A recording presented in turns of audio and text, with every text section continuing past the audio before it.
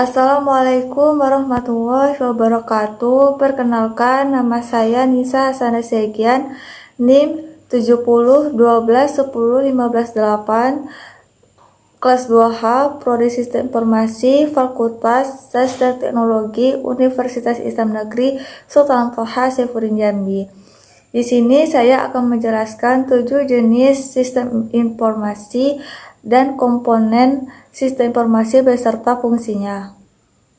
7 jenis sistem informasi. 1. Sistem informasi manajemen. Sesuai dengan namanya, sistem ini menyasar untuk kegiatan manajerial. Yang termasuk ke dalam manajerial adalah setiap orang yang memiliki kedudukan dalam organisasi dan pekerjaan yang memiliki tanggung jawab untuk manajemen pada suatu divisi atau bagian dalam perusahaan.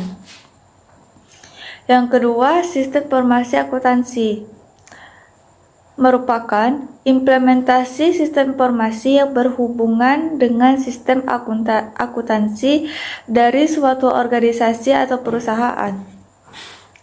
Akuntansi memiliki fungsi untuk melihat kondisi keuangan suatu organisasi apakah sedang surplus atau minus. Dengan adanya sistem informasi akuntansi ini akan membantu tugas seorang akuntan untuk melakukan audit kondisi keuangan perusahaan, menampilkan data-data pemasukan dan pengeluaran, melihat keuntungan dan kerugian bisnis, merapikan pencatatan pelaporan keuangan, dan masih banyak lainnya. Yang ketiga, sistem informasi keuangan merupakan sistem informasi yang berada di bawah manajemen dengan fungsi untuk mengatur keuangan perusahaan. Sistem informasi keuangan ini nantinya akan terintegrasi dengan sistem informasi akuntansi untuk masalah pencocokan datanya. Ada beberapa alasan penting kenapa harus mengimplementasikan sistem informasi keuangan dalam bisnis, yaitu untuk mencatat semua transaksi keuangan dalam waktu tertentu, dapat diintegrasikan dengan sistem informasi akuntansi sebagai audit dan cross-check terhadap pemasukan dan pengeluaran bisnis, membantu dalam perhitungan pajak, mempercepat auditor dalam melakukan audit keuangan perusahaan. Yang keempat, sistem informasi manufaktur. Untuk bisnis Anda yang bergerak dalam bidang manufaktur atau produksi, memiliki sistem informasi manajemen ini adalah hal yang wajib. Ada beberapa manfaat yang akan diperoleh dari sistem informasi manufaktur seperti untuk pencatatan produksi dalam bisnis, untuk mencatat hasil produksi yang tidak lulus quality check, mencatat pemesanan barang, mencatat biaya produksi, analisa kebutuhan produksi. 5. Sistem informasi sumber daya manusia.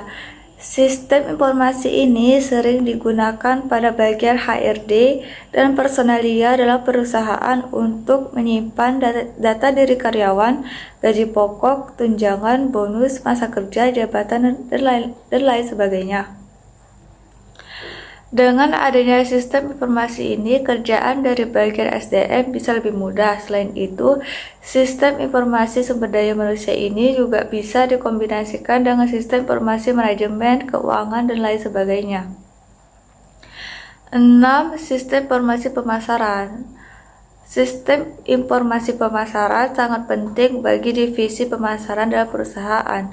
Dengan sistem pemasaran ini akan membantu dalam proses pencatatan dan memberikan segala informasi mengenai penjualan yang telah dilakukan dari perusahaan.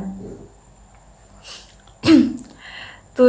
Sistem informasi eksekutif adalah sistem informasi yang dikembangkan dan juga digunakan untuk mereka yang berada di level eksekutif dari suatu perusahaan. Sistem informasi ini akan memberikan kemudahan dalam arus informasi dari divisi di bawahnya kepada mereka. Lalu siapa saja yang termasuk level eksekutif? Nah, level eksekutifnya adalah mereka yang memiliki hak penuh atas perusahaan.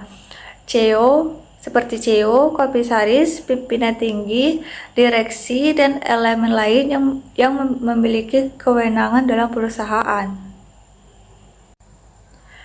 Komponen sistem informasi beserta fungsinya.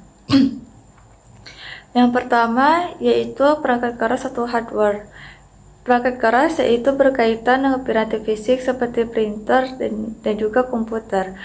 Perangkat keras juga merupakan piranti yang berbentuk fisik yang dipakai di dalam proses informasi.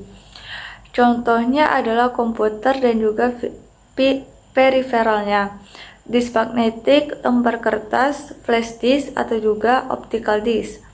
Adapun fungsi hardware yaitu untuk mendukung kerja komputer, menampilkan atau menerima input proses, mengelola data atau informasi, memberikan output, serta menyimpan data atau informasi yang terpasang di dalam maupun di luar komputer. Perangkat lunak atau software yaitu berhubungan dengan semua perintah atau instruksi yang membuat perangkat keras bisa memproses data. Di dalam perangkat lunak terdapat 3 kategori, yaitu sistem operasi atau Linux Windows, bahasa pemrograman seperti Pascal, dan juga berbagai macam aplikasi seperti Microsoft Office. Software memiliki fungsi yaitu mengatur hardware atau perangkat keras yang ada pada komputer. Dengan begitu, komputer yang digunakan dapat bekerja dengan baik sesuai pekerjaan apa yang dibutuhkan.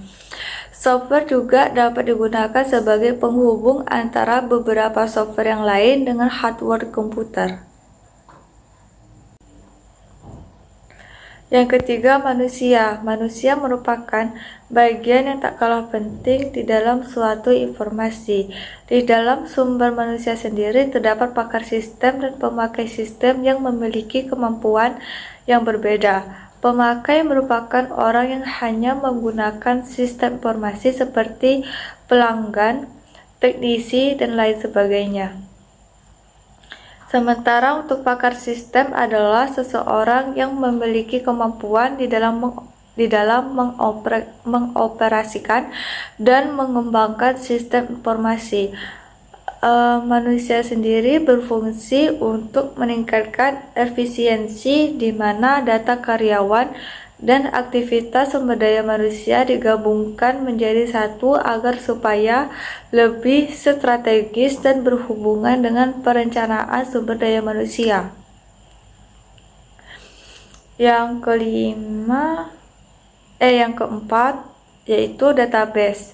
Database atau basis data merupakan kumpulan informasi yang di dalamnya berisi kumpulan data yang tersusun secara sistematik sehingga nanti bisa diperiksa dengan menggunakan program komputer agar bisa mengakses dan mendapatkan informasi yang berasal dari database tersebut. Fungsinya yaitu mengelompokkan data untuk mempermudah identifikasi data.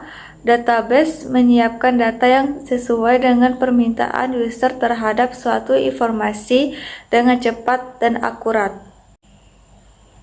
Yang kelima, jaringan komputer. Jaringan komputer adalah sebuah sistem yang di dalamnya terdiri dari berbagai macam perangkat komputer yang diciptakan agar supaya bisa berbagi, berkomunikasi, serta mengakses informasi yang berasal dari berbagai komputer yang saling berhubungan tersebut.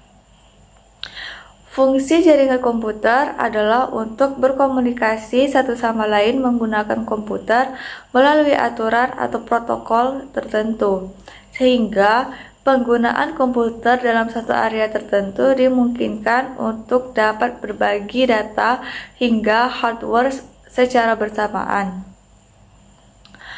Fungsi jaringan komputer secara lebih jelas yaitu untuk membagikan sumber daya seperti berbagi printer, kamera, hotspot, hingga data dalam satu perangkat tertentu.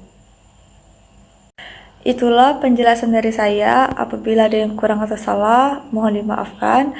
Saya akhiri. Wassalamualaikum warahmatullahi wabarakatuh. Bye-bye.